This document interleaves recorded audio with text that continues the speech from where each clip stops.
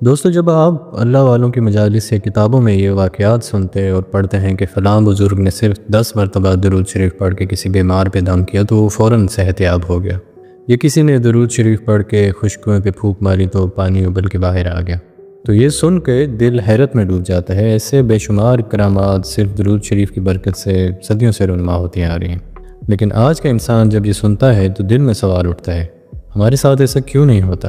ہم بھی تو درود شریف پڑھتے ہیں۔ حقیقت یہ ہے کہ درود شریف تو وہی ہے، لیکن فرق اس یقین، اخلاص اور قلبی ارتعاش میں ہے جو پڑھنے والوں کے دل میں موجود ہوتا ہے۔ اگر ہم اس حقیقت کو کوانٹم فزکس کی زبان میں سمجھیں تو درود شریف کے الفاظ محض آواز کی لہریں نہیں بلکہ انرجی ویوز ہیں جو کائنات کی فیلڈ میں ارتعاش پیدا کرتے ہیں۔ جب یہ لہریں ایک پاک دل، اخلاص بھرے ارادے اور اللہ سے جڑے یقین کے ساتھ نکلتی ہیں تو ریزوننس پیدا کرتی ہیں، یعنی ایک ایسی ہم آہنگی جو فطرت کے قوانین کو بدلنے کی طاقت رکھتی ہے۔ یہی وہ راز ہے جسے اولیاء اللہ نے اپنی زندگی میں عملی طور پہ پایا اور ہمیں بتایا۔ آج کے دور میں بھی درود شریف میں وہی طاقت موجود ہے جو ہزاروں سال پہلے تھی، لیکن فرق اس بات میں ہے کہ اس زمانے کے لوگ جس کیفیت اور اخلاص کے ساتھ پڑھتے تھے، ہم ویسا نہیں پڑھ رہے۔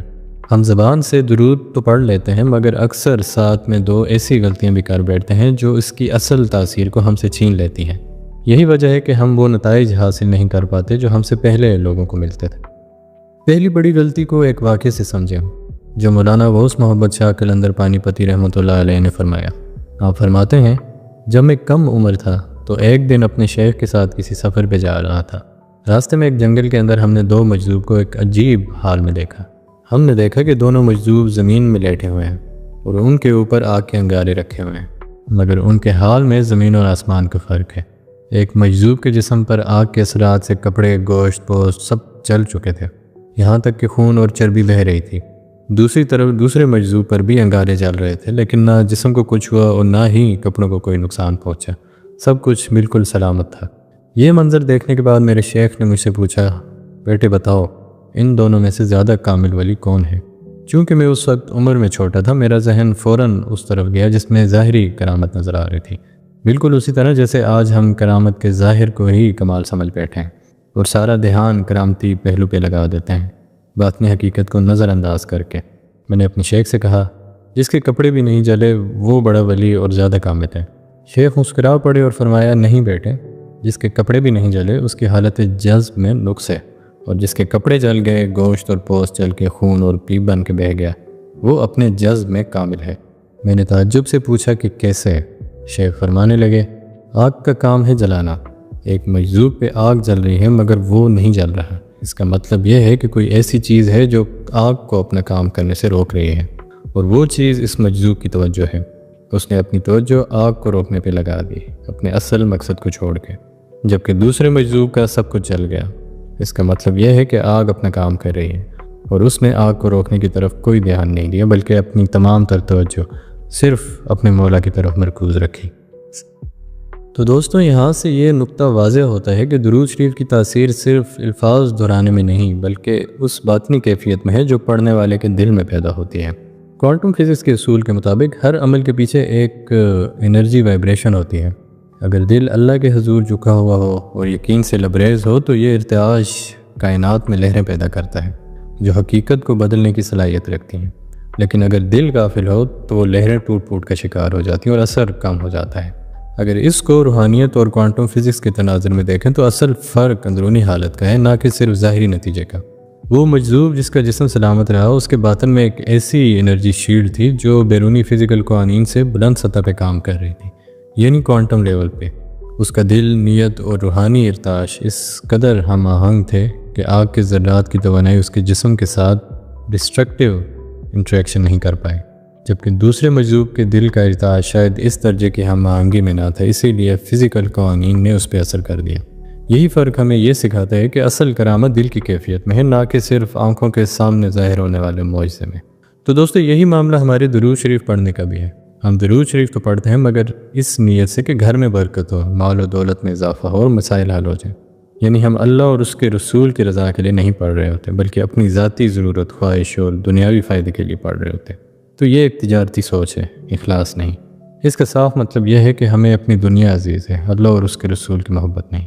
روحانیت اور کوانٹم فزکس کے تناظر میں دیکھیں تو نیت ایک انرجی ڈائریکٹر ہے، یعنی توانائی کو کس سمت میں بھیجنا ہے یہ نیت طے کرتی ہے۔ جب نیت ہی دنیاوی فائدے کی طرف ہو تو آپ کی توانائی لو فریکوینسی پہ کام کرتی ہے، جو صرف محدود اور مادی نتائج دیتے ہیں۔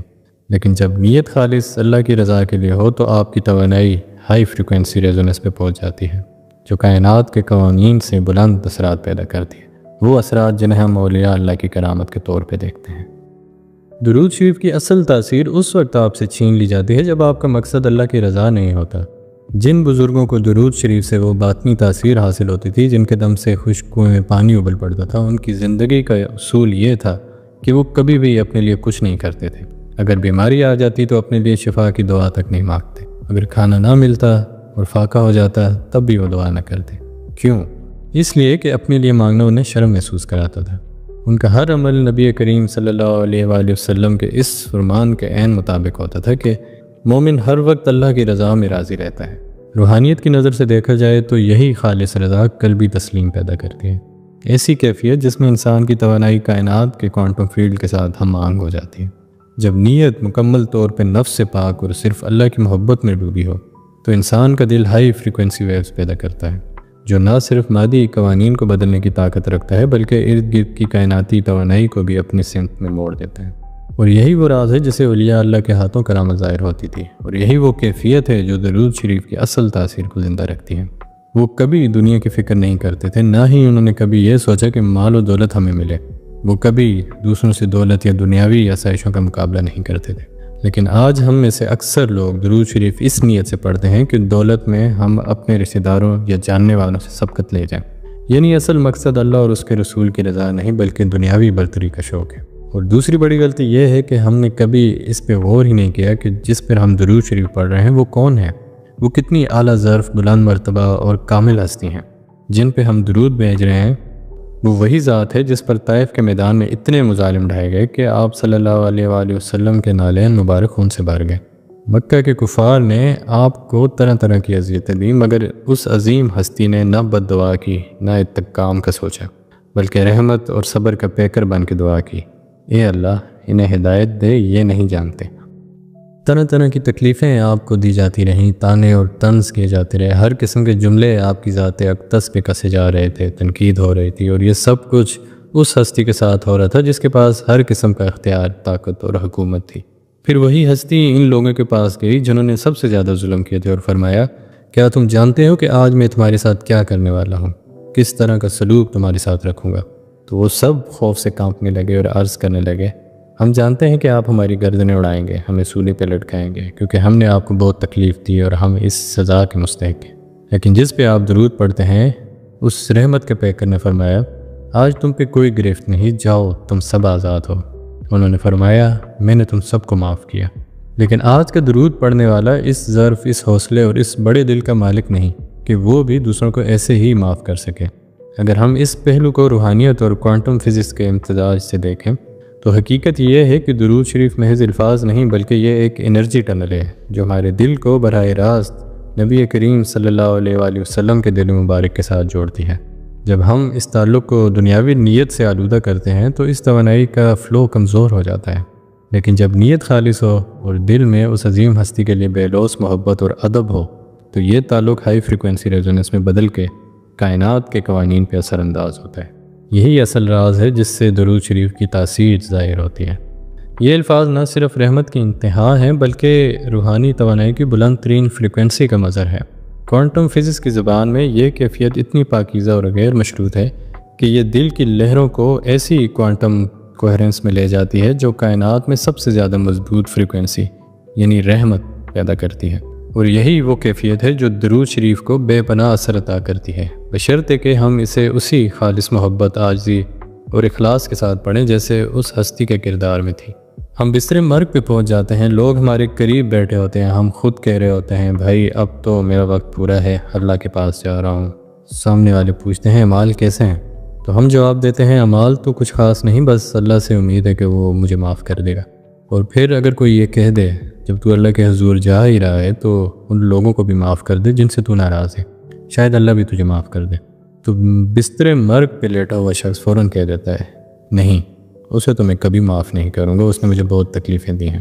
تو دوستو، اگر ہم اللہ کے بندوں کو معاف نہیں کریں گے تو اللہ ہمیں کیسے معاف کرے گا؟ اور جب دل میں ضد، کینہ، نفرت بھری ہو تو ہمارے درود شریف میں اثر اور تاثیر کیسے پیدا ہوگی؟ یہی تو آج کے انسان کے زوال اور ماضی کے انسان کا کمال کا راز ہے۔ ماضی کا انسان ہر ایک کو معاف کرنے والا تھا، اس کا دل صاف اور وسیع تھا، اس کی نیت خالص تھی، اور یہی قلبی صفائی درود شریف کے الفاظ کو ایسی ہائی فریکوینسی ریزوننس میں بدل دیتی تھی جو کائنات کے قوانین کو بدل دیتی ہے۔ تو آج کا انسان ایک شخص کو بھی معاف کرنے پہ تیار نہیں، اور یہی اس کے درود شریف کی توانائی کو کمزور کرتا ہے۔